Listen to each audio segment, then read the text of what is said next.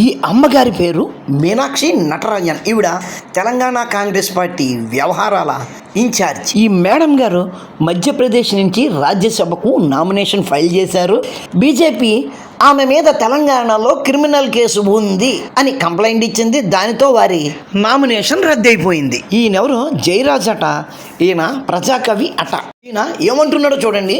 దేశంలో గాడ్సేలు పరిపాలిస్తున్నారు, గాంధేయవాదుల్ని చట్టసభలకు రాకుండా చేస్తున్నారు. ఇది ప్రజాస్వామ్యానికి అత్యంత ప్రమాదకరం.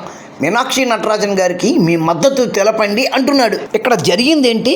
ఈయన మాట్లాడుతున్న మాటలేంటి?